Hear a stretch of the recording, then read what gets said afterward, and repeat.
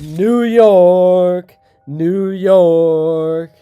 Out of all the things that could have happened in this game, a 31-point blowout is not one of the options I would have listed. But here we are. The Cleveland Cavaliers are going to the Eastern Conference Finals for the first time since 2018 with LeBron.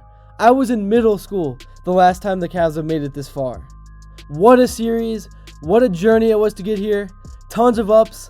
A lot of downs. I know a lot of you guys probably watched my last video where I was just outraged at this team. I went off for about 10 straight minutes. Totally different vibe today. Things have changed. What a response, man. Is the NBA scripted? Why did that series go 7 games? The Cavs were so much more dominant than the Pistons. So much more talented. I know the Pistons played with more heart all series, but like I said, the Cavs were the better team. They showed it tonight with everything on the line.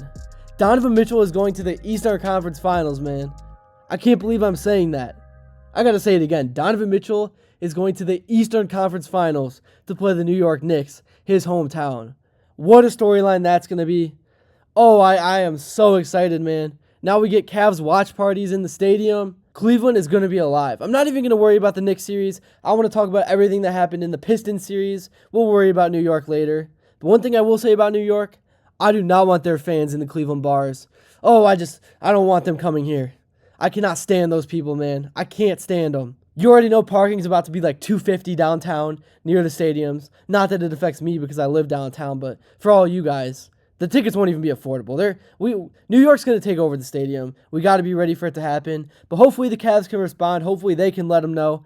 That's going to be a tough series. But what a hard-fought, grinded out 7 games these last 2 weeks have been against the Pistons, man. I do got to give them credit. They brought it, man. They made life so tough. But the Cavs get it done, and they are Eastern Conference Finals bound. You know, it's so funny. I was going back to a tweet that Kendrick Perkins made about 2 months ago. He said he didn't think that Evan Mobley and Jarrett Allen were ready to face Jalen Duren and Isaiah Stewart. Honestly, I felt that way a little bit through the series too. You guys have seen what I said, but tonight they were ready. They dominated, man. I know Sam Merrill was the MVP of this game with all the shots he made, but it really was Evan Mobley. He just tore it up, man. Tore it up on the glass, got all the loose balls, had a few and ones, made a few threes. He was just getting to the rim at will. He set the tone. This was Evan Mobley's game from the start, man. Wow. What a performance with everything on the line, because we all know Mobley was a part of those trade rumors all season long. The Cavs wanted him gone. I wanted him gone at times. He's going to be around longer, because this team is going to the Eastern Conference Finals. This changes the trajectory of everything the Cavs were about to do this offseason. Obviously, we still got to see what plays out in New York. If they get absolutely dominated and swept 4-0, I still think trades are going to happen. But this team saved themselves, man.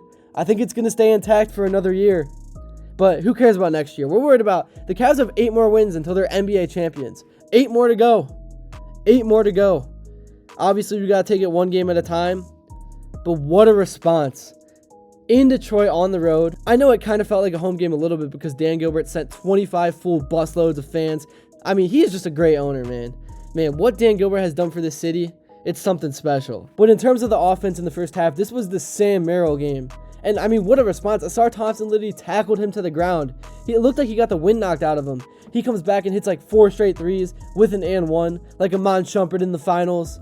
Oh my goodness, I'm going to put on my 5 jersey tomorrow for sure. If you see me downtown, you're going to see me with it on. One point that Stan Van Gundy made in this game that I thought was pretty good was that the Cavs actually have an advantage going into game 1 against New York because they haven't played in what feels like a month after sweeping Philly. The Cavs they're just rolling right into the next game, man, just like it's a normal NBA schedule. So they're going to be in sync. New York might be out of sync in that first quarter. But Stan Van Gundy, I hope he is nowhere near a microphone that series. Oh, he's just unbearable, man. Just a Detroit Pistons fan through and through, and he hates James Harden. I know Harden's hateable, but man, like, you can't make the bias that obvious on a broadcast. It was way worse than Dwayne Wade and Candace. I thought they were bad. This was another level. Like, holy cow, he couldn't say one nice thing about Cleveland until the very end of the game. And I think he was told to because he was getting absolutely flamed on Twitter. I hate Stan Van Gundy announcing Cavs games. Terrible. I would love if we can get like a separate network of Brad Daugherty and John Michaels for us to listen to. Maybe they will at Rocket Arena for the watch parties. I think that's how they do it. I'm not sure, but wow, that is exciting, man. I can't believe it. It has just been 8 years of me covering this team since LeBron left. and here we are. I know it's not over. It's just the Eastern Conference Finals, but it's always impressive to get to the Final Four, man. It really is. It's a big accomplishment for this team, and it's huge for this city, man. We've been waiting. We as Cleveland fans don't get moments like these very often, so we just got to take it in and enjoy it. We'll see what happens in New York. But yeah, to talk more about this game, the Cavs set the tone from the jump. It was Evan Mobley. It was Jarrett Allen. One adjustment Donovan Mitchell made that I think sealed this series is he started passing out of double teams. When he would drive in and Detroit would put up a wall in front of him, he would find Jarrett Allen. Once he did that, the entire floor opened up. They could no longer send that wall anymore. And then he finally had some driving lanes, and once he saw a few go in, he became unstoppable. He became the Donovan Mitchell and Spida that we all know and love. So he's going to have to continue that in New York. You got to pass early to open up the floor. If you can get it to the bigs inside, they're going to finish, man. I know they usually play soft, but when they get open looks, open dunks, that gets them going too. So feed the bigs, man. Drive in, feed the bigs. It opens up the floor for everyone else. We saw Sam Merrill get hot. Couldn't miss in that first half. And then from there, James Harden can take you home. I know Harden had a horrible game shooting. It was a vintage Harden Game 7, but he did still control the pace of play, and he kind of slowed things down when they needed to slow down. I thought that was good, but I mean, yeah, Harden was by no means good in this game. Actually, I would even argue that he was awful. But at the end of the day, if you build him up a lead, he does have that veteran experience to keep it, even with the shot clock violations and the other dumb things he did that just drive me crazy. And it was crazy that Cleveland won this game by this margin with how many free throws they missed. Like, it was getting to a point where I was like, how are you in the NBA missing this many free throws? They missed like 20 or something. It had to be. And I know Pistons fans are going to be super pissed off by the free throw disparity of this series, but that's why I'm so glad the Cavs won this game in blowout fashion, because they got nothing to say. You can't justify any amount of officiating when you lose by 31 at home in a win-or-go-home situation. And I know I've talked about James Harden, as everyone has, but I'm going to go back to what I said earlier. There's a reason the Cavs made the trade for James Harden, sending Darius Garland over to the Clippers. The Cavs would not be in this situation if they didn't do that. Harden has had his mistakes. He's had his awful moments, embarrassing moments. But at the end of the day, having a guy separate of Donovan Mitchell who isn't 5'9" or whatever Garland was, I think he was 6 feet tall. Sorry, I'm exaggerating. I don't want to hate on Garland too much. I've done that enough, and I know you guys get pissed off by it. But having a guy who actually has some size that can grab a couple rebounds and that can control the pace of play, that was just huge, man. That decided this series. Mitchell needed that so he can actually rest a little bit. I still do think going into New York, Kenny Atkinson's going to need to fix his rotations. You got to go deeper. It's been 2 straight series going to Game 7. You can't keep going 8-man rotations. You got to play Keon Ellis a little bit. You got to play Thomas Bryant a little bit. I'm not saying a lot. I'm not saying more than 10 minutes, but they got to see the floor. They just have to. Anyways, getting into the numbers from this game, Donovan Mitchell, he only had to play 31 minutes, had 26 points, 6 rebounds, 8 assists. He shot 10 of 22 from the field, was 4 of 6 from the free throw line, 2 of 6 from behind the arc, and was plus 17 in terms of plus minus. Jarrett Allen, he played 24 minutes and had 23 and 7. This was his second best game of these playoffs. Obviously, Game 7 against the Raptors was his best game. Evan Mobley, he played 35 minutes, had 21, 12, and 6, and near triple-double with 2 steals, 2 blocks, absolutely set the tone. 7 of 10 from the field, 1 of 4 from 3, 6 of 11 from the line, plus 31. That's crazy.